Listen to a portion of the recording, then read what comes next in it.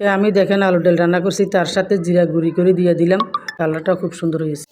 আমি আজকে আলুর ডাল রান্না করব কীভাবে আপনাদেরকেও দেখাবো। আমি আলুর ডালের সাথে প্রথমে পেঁয়াজ, রসুন, হলুদ, মরিচ কিছু দিয়ে দিলাম, আর 2টা শুকনো মরিচ দিয়ে দিলাম।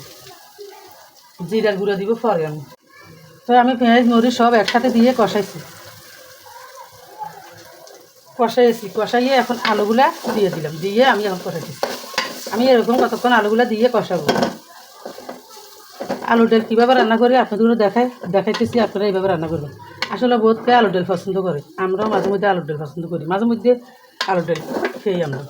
আপনারা যারা আলুর ডাল পছন্দ করেন, বাইরের ডিস্ট্রিক্টের মানুষ যারা, তারা আলুর ডাল পছন্দ করে, তো এইভাবে আলুর ডাল রান্না করবেন। প্রথমত আলুগুলারে সিদ্ধ করে ভেঙে ফেলবেন, ভেঙে পরে তেল মরিচ মশলার ভিতরে এভাবে কষাবেন। একটু কষায় লাল লাল হলে পরে পানি দেওয়া যাবে। পরে দিয়ে জিরার গুঁড়া দিব। আসলে আলুর ডালের সাথে জিরার গুঁড়া দিলে ভালো লাগে। আবার একটা টমেটোও কাটি দিব আমি। তো আমি দেখেন তার সাথে একটা টমেটো দিয়ে দিলাম। টমেটো দিয়েছি মানে একটু আলুর ডালগুলো ভালো লাগবে, টকটক লাগবে। একটু টকটক না, একটু হালকা পাতলা একটু টকটক লাগবে। এইভাবে আমি আলুর আলুগুলা কষা।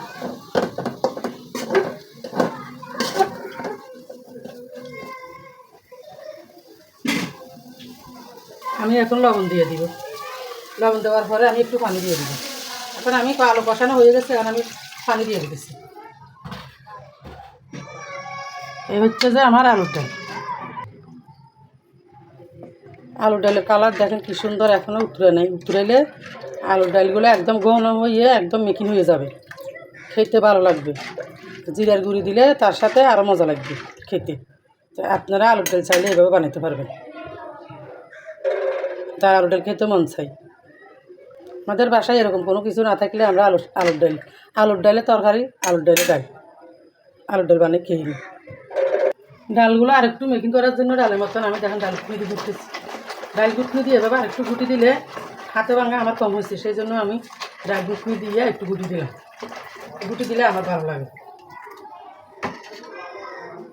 দেখেন ডালগুলো এখন আলুর ডালগুলো একদম ঘন হয়ে গেছে, একদম ঘন, একেবারে ঘন হয়েছে।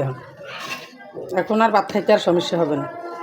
তো এদিক দিয়ে আমি জিরাগুলো টেলছি, জিরা ডালে নিচ্ছি। জিরাগুলো আমি দিয়ে দিব, ফাঁকি করে জিরাগুলো দিয়ে দিব আমি।